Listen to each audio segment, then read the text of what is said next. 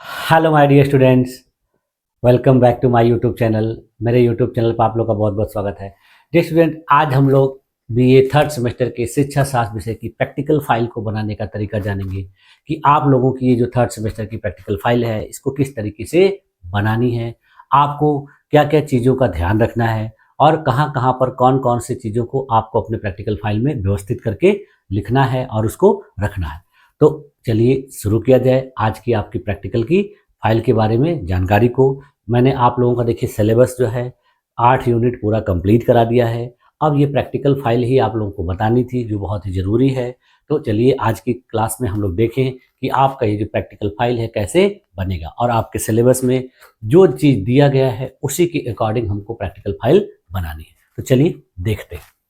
हाँ देखिए, आपका जो बीए थर्ड सेमेस्टर शिक्षा शास्त्र है इसमें देखिए जो प्रैक्टिकल फाइल है आपकी उसको देखिए कोर्स 2 करके दिया गया है। प्रैक्टिकल सिलेबस जब मैं आप लोग को बता रहा था उसमें मैंने बताया था कि आपका जो प्रैक्टिकल है इसका कोर्स कोड है देखिए E010302P। ठीक है, इसका कोर्स का जो टाइटल है वो क्या है, प्रैक्टिकल। तो इसमें देखिए आपके सिलेबस में दिया क्या गया था कि पाठ्यक्रम 2 में यानी आपके सिलेबस में जो शामिल कुछ प्रमुख शैक्षिक चिंतक थे जिसको हम लोगों ने पढ़ा था कि कुछ भारतीय शैक्षिक विचारक थे और कुछ विदेशी थे। तो उन्हीं शैक्षिक विचारकों में से जो है किसी एक की पुस्तक की आपको समीक्षा करनी है। यानी महात्मा गांधी, स्वामी विवेकानंद, डॉक्टर भीमराव अंबेडकर, रूसो और जॉन ड्यूई, इन लोगों के द्वारा कई पुस्तकों की रचना की गई है। तो उन्हीं में से किसी एक व्यक्ति की जो पुस्तक है उसी की आपको समीक्षा करनी, यानी आपको इस प्रैक्टिकल फाइल में क्या करना है, बुक रिव्यू करना। देखिए, review a book written by prominent educational thinker. ठीक, और ऐसे थिंकर की करनी है जो आपके सिलेबस में दिया गया, यानी इस सिलेबस के बाहर के किसी थिंकर की नहीं। तो इसमें से देखिए जो मैं आप लोगों को प्रैक्टिकल फाइल बताऊंगा उसमें देखिए स्वामी विवेकानंद की एक पुस्तक का हम लोग बुक रिव्यू करेंगे। आप लोग किसी के भी बुक रिव्यू को कर सकते हैं जैसे आपकी सुविधा हो। आपके पास वो पुस्तक होनी चाहिए, उस पुस्तक को बिना पढ़े आप उसका बुक रिव्यू पुस्तक समीक्षा नहीं लिख सकते हैं। तो उसको आपको अरेंज करना पड़ेगा और फिर उसके बाद उसको लिखना पड़ेगा। देखिए आपकी इस प्रैक्टिकल फाइल का जो कवर पेज होगा, देखिए सबसे पहले किसी भी प्रैक्टिकल फाइल का क्या होता है, एक कवर पेज होता है। पेज होता है जैसे मैंने अभी आपको दिखाया कि ये जो है फ्रंट पेज है, इसी को कवर पेज कहा जाता है, सबसे ऊपर का। तो सबसे ऊपर का जो पेज होता है उसमें देखिए सबसे पहले आपको क्या लिखना है कि अपने विद्यालय या महाविद्यालय या विश्वविद्यालय का नाम लिखना है। जैसे यहाँ पर देखिए एक उदाहरण है कि राजकीय स्नातकोत्तर महाविद्यालय लखनऊ, तो यहाँ पर आप अपने महाविद्यालय या विश्वविद्यालय का नाम लिखेंगे। उसके बाद देखिए अपने महाविद्यालय या विश्वविद्यालय का लोगो लगाएं। देखिए यहाँ पर एक लोगो दिख रहा है, इस तरह से महात्मा गांधी काशी विद्यापीठ लिखा हुआ है। तो इस तरीके से आप अपने यूनिवर्सिटी का या कॉलेज का जो है लोगो लगाएंगे। उसके बाद फिर देखिए आप अपने विभाग का नाम लिखेंगे। तो विभाग का नाम क्या है, डिपार्टमेंट ऑफ एजुकेशन, शिक्षा विभाग। उसके बाद फिर देखिए आप यहाँ पर एक हेडिंग लिखेंगे, प्रायोगिक कार्य रिपोर्ट, प्रैक्टिकल रिपोर्ट। फिर उसके बाद आप अपने प्रैक्टिकल का टाइटल लिखेंगे, विषय कोर्स टाइटल, यानी क्या है, किसी एक प्रमुख शैक्षिक विचारक द्वारा लिखी पुस्तक की समीक्षा, ये लिखेंगे। इसके बाद फिर देखिए दो साइड में इस तरीके से एक तरफ लिखेंगे प्रस्तुतकर्ता का नाम, यानी सबमिटेड बाय, यानी किसके द्वारा फाइल बना के सबमिट की जा रही है। तो वहाँ अपना कक्षा लिखेंगे, बीए तृतीय सेमेस्टर, रोल नंबर लिखेंगे और सत्र लिखेंगे। ठीक है, फिर उसके बाद देखिए किसको प्रस्तुत किया गया, तो आप अपने टीचर का नाम लिखेंगे। उसके बाद उनके जो है किस विषय के वो टीचर हैं उसका यहाँ पर डिटेल लेंगे।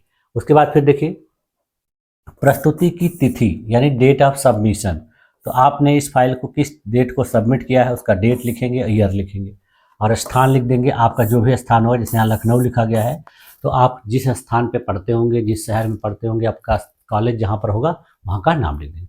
ठीक है, यानी एक तरफ इधर प्रस्तुतकर्ता का नाम, अपना नाम, क्लास, रोल नंबर और सत्र, और यहाँ पर अपने टीचर का नाम और वो किस विषय के टीचर हैं, ये इतनी सारी चीज़ें आपको कवर पेज पे लिखनी है। इसके बाद फिर देखिए जो आपका अंदर का जो पहला पेज रहेगा उस पर देखिए क्या लिखेंगे आप, प्रायोगिक कार्य रिपोर्ट। ठीक है, फिर उसके बाद नीचे लिखेंगे पाठ्यक्रम का शीर्षक, यानी किसी एक प्रमुख शैक्षिक विचारक द्वारा लिखित पुस्तक की समीक्षा, ये आपका शीर्षक है। फिर अपना नाम लिखेंगे, चाहे छात्र हो चाहे छात्रा हो, अपना नाम लिखेंगे। फिर अपना क्लास लिखेंगे, बीए 3rd सेमेस्टर। फिर उसके बाद विषय लिखेंगे एजुकेशन, शिक्षा शास्त्र, और प्रस्तुतकर्ता में अपना नाम लिखेंगे। ठीक है, ये हो गया आपका फ्रंट पेज। इसके बाद फिर देखिए आप अगला पेज जो है, दूसरा पेज आपका रहेगा, उस पर लिखेंगे पुस्तक समीक्षा, बुक रिव्यू, हेडिंग डालेंगे। और फिर यहाँ पर डिटेल लिखेंगे उस पुस्तक का कि पुस्तक का नाम क्या है। जैसे देखिए यहाँ पर विवेकानंद जी की एक पुस्तक को लिया गया है जिसका नाम क्या है, शिक्षा पर विवेकानंद के विचार, इनकी ये पुस्तक है। तो इसके लेखक देखिए खुद स्वामी विवेकानंद हैं। इस पुस्तक का विषय क्या है कि यह पुस्तक देखिए शिक्षा दर्शन और भारतीय शिक्षण दृष्टिकोण से संबंधित है। फिर उसके बाद इस पुस्तक के प्रकाशक कौन है, यानी इस पुस्तक को छापा किसके द्वारा गया है। देखिए ये पुस्तक जो है अद्वैत आश्रम कोलकाता, यानी विभिन्न संस्करण इसके उपलब्ध है, यानी इसको किसके द्वारा छापी गई है, अद्वैत आश्रम कोलकाता के द्वारा। इसकी भाषा क्या है, तो इसकी भाषा क्या है, हिंदी, और कैसी है, अनुवादित है, यानी ट्रांसलेट है। ठीक, तो इतना सारा पेज जो है आपका दूसरा पेज पे रहेगा। उसके बाद फिर देखिए अगले पेज पे आप लिखेंगे प्रस्तावनार्थ, इंट्रोडक्शन। इंट्रोडक्शन क्या लिखेंगे, थोड़ा सा स्वामी विवेकानंद जी बारे में। जैसे स्वामी विवेकानंद जी देखिए क्या थे, भारतीय संस्कृति, अध्यात्म और शिक्षा दर्शन के महात्म चिंतक थे। उन्होंने शिक्षा को केवल ज्ञानार्जन का साधन न मानकर मानव की अंतर्निहित शक्तियों के विकास का माध्यम माना। उसके बाद देखिए उनके अनुसार कहा गया है कि शिक्षा वह है जो मनुष्य में पहले से विद्यमान पूर्णता को प्रकट करती है। फिर उसके बाद लिखेंगे यहाँ पर कि यह पुस्तक जो है विवेकानंद के व्याख्यानों, पत्रों और लेखों का संकलन है, जिसमें उन्होंने भारतीय शिक्षा के आदर्श, उद्देश्य और पद्धति पर अपने गहन विचार प्रस्तुत किए हैं। तो इतनी सारी बातें आपको इंट्रोडक्शन में लिखनी है। आप जिस भी पुस्तक का लिखेंगे उस पुस्तक का इंट्रोडक्शन इस तरीके से लिखेंगे। अब फिर उसके बाद दूसरी हेडिंग डालेंगे पुस्तक का सारांश, यानी समरी ऑफ द बुक। इस पुस्तक के सारांश को लिखेंगे। जैसे इस पुस्तक में देखिए विवेकानंद ने शिक्षा को जीवन के समग्र विकास का उपकरण बताया है। उन्होंने कहा है कि शिक्षा का उद्देश्य केवल पुस्तकीय ज्ञान नहीं, बल्कि चरित्र निर्माण, आत्मबल, नैतिकता और मानव सेवा की भावना विकसित करना है। तो ये पुस्तक का सारांश हो जाएगा। अब उसके बाद देखिए पुस्तक के मुख्य विषय इस प्रकार है, यानी पुस्तक का विषय क्या क्या है, किन किन चीज़ों पर वो जो है बात करती है, किस चीज़ को बताती है। जैसे मुख्य विषय इसमें क्या है कि शिक्षा का अर्थ और उद्देश्य। दूसरा मुख्य विषय क्या है कि चरित्र निर्माण पर बल। तीसरा मुख्य उद्देश्य क्या है, नैतिक एवं आध्यात्मिक शिक्षा का महत्व। चौथा देखिए क्या है, भारतीय बनो, बी इंडियन। उसके बाद देखिए पांचवा है स्त्री शिक्षा और सामाजिक सुधार। छठवां है शिक्षक की भूमिका। तो इस तरीके से इस पुस्तक के कुछ प्रमुख विषय हैं, उनको आप डिटेल में लिखेंगे। इसके बाद फिर देखिए तीसरा हेडिंग डालेंगे विवेकानंद जी का शैक्षिक दर्शन। तो इस पर देखिए क्या लिखेंगे कि विवेकानंद जी का किस किस पक्ष पर कौन कौन सा दृष्टिकोण था। इसमें देखिए शिक्षा के अर्थ में उन्होंने क्या कहा, आत्मबल, आत्मविश्वास और आत्म साक्षात्कार का विकास। इसके बाद उद्देश्य के आधार पर उन्होंने क्या कहा, चरित्र निर्माण, नैतिकता, देशभक्ति और सेवा भावना। शिक्षक की भूमिका के बारे में उन्होंने क्या कहा कि प्रेरणादाता, आदर्श व्यक्तित्व और मार्गदर्शक। शिक्षण पद्धति उन्होंने किस तरह की कही, अनुभवात्मक, जीवनोपयोगी और व्यवहारिक शिक्षा। छात्र का स्थान उन्होंने क्या बताया, शिक्षा का केंद्र स्वयं की शक्तियों का विकास करता। और महिला शिक्षा के बारे में उन्होंने क्या कहा कि समान अधिकार और राष्ट्र निर्माण में समान भागीदारी। तो ये सब चीज़ें आप लोग तीसरी हेडिंग में लिखेंगे। इसके बाद इस पुस्तक की विशेषताएं लिखेंगे कि इस पुस्तक में क्या क्या खासियत है। पहली बात क्या होगा कि भारतीय संस्कृति और अध्यात्म से जुड़ी हुई दृष्टि है इसकी। दूसरी विशेषता क्या है कि व्यवहारिक जीवन से संबंधित शिक्षा पर बल देती है। तीसरा क्या है कि प्रेरक और ओजस्वी भाषा शैली में लिखी गई है। फिर अगला विशेषता क्या है कि राष्ट्रवाद, आत्मविश्वास और आत्मनिर्भरता का संदेश देती है। नैतिकता और चरित्र निर्माण को शिक्षा का आधार मानती है। तो इस तरीके से इस पुस्तक की विशेषताएं हो जाएंगी। अब फिर उसके बाद अगली हेडिंग डालेंगे इस पुस्तक की उपयोगिता। आप जो भी पुस्तक की बनाएंगे उसकी उपयोगिता। तो इस पुस्तक की उपयोगिता में देखिए आप बताएंगे कि यह पुस्तक आज भी उतनी ही प्रासंगिक है जितनी विवेकानंद के समय में थी, यानी अभी भी इसका महत्व उतना ही है जितना विवेकानंद ने जब लिखा था उस समय था। वर्तमान शिक्षा प्रणाली में जहाँ रोजगार परक दृष्टिकोण हावी है, वहाँ विवेकानंद के विचार हमें मानवता, नैतिकता और चरित्र निर्माण की ओर लौटने की प्रेरणा देते हैं। यह पुस्तक शिक्षकों, विद्यार्थियों और नीति निर्माताओं सभी के लिए प्रेरणा स्रोत के रूप में कार्य करती है। अब लास्ट देखिए, छठवां जो है इसका निष्कर्ष लिखेंगे, कंक्लूजन।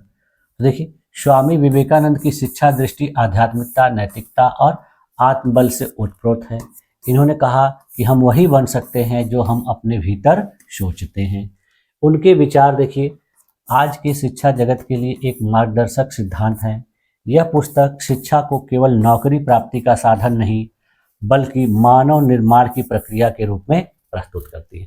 तो इतनी सारी बातें आपको लिखना है निष्कर्ष में। अब देखिए संक्षेप में इसको इस तरीके से लास्ट में लिख देंगे कि स्वामी विवेकानंद की शिक्षा पर विचार जो पुस्तक है हमें यह सिखाती है कि सच्ची शिक्षा वह है जो व्यक्ति को आत्मबल, नैतिकता और राष्ट्र सेवा के मार्ग पर अग्रसर करे। तो इतनी सारी बातें आपको अपने इस प्रैक्टिकल फाइल में लिखनी है। ठीक है, तो इस तरीके से आपकी ये प्रैक्टिकल फाइल है, लगभग 8-10 पेजों में तैयार हो जाएगी। इसको अच्छे तरीके से, बेहतर तरीके से हेडिंग डालकर आपको लिखना है। अगर आप इसको और अच्छा बनाना चाहें तो इसके पहले आप जो फर्स्ट पेज है उसमें क्या लिख देंगे कि तालिका बना देंगे, सारणी बना देंगे, इंडेक्स बना देंगे। जैसे देखिए यहाँ पर प्रायोगिक कार्य रिपोर्ट है, ये शीर्षक है। इसके बाद जो आप अगला पेज शुरू करेंगे तो पुस्तक समीक्षा जो करना है इसके लिए आप क्या बना देंगे, एक इंडेक्स बना देंगे। इंडेक्स का मतलब कि आपने कौन कौन से पेज पर, देखिए इस तरीके से आप इंडेक्स बना देंगे यहाँ पर इसके नीचे वाले पेज पर, और यहाँ पर आप लिख देंगे कि कौन कौन से पेज पर अपने किन किन चीज़ों को लिखा है। जैसे पहला आपका हेडिंग देखिए क्या था, प्रस्तावना था, तो प्रस्तावना आपका कौन से पेज पर है। देखिए इस तरीके से आप नीचे लिखेंगे इंडेक्स।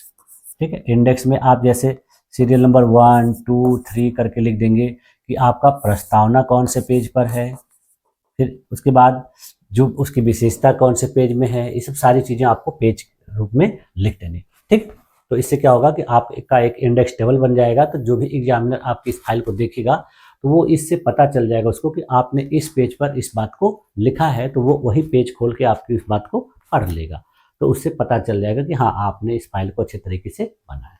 ठीक है, तो इसमें देखिए आप किसी भी राइटर की जो आपके सिलेबस में दिए गए हैं उनकी एक पुस्तक को आप लेकर उसकी पुस्तक समीक्षा कर सकते हैं। और अच्छे तरीके से पुस्तक समीक्षा करने से आपको ये आइडिया हो जाएगा कि किसी पुस्तक को कैसे पढ़ा जाता है, उसकी बातों को कैसे समझा जाता है और उसका क्या उपयोग किया जाता है।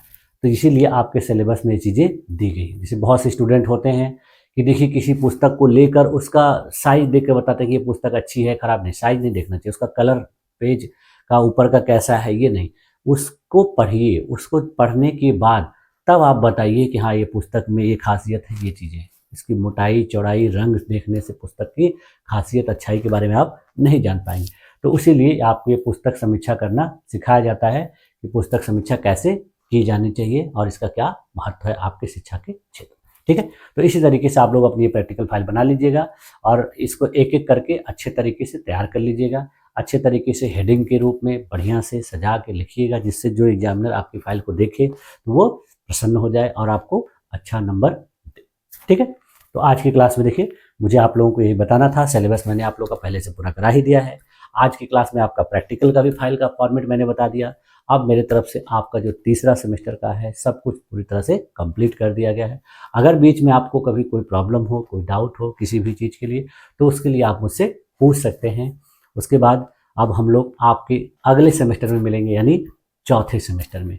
तब तक के लिए आप लोगों का बहुत बहुत धन्यवाद। मिलते हैं आपके अगले सेमेस्टर में। Thank you.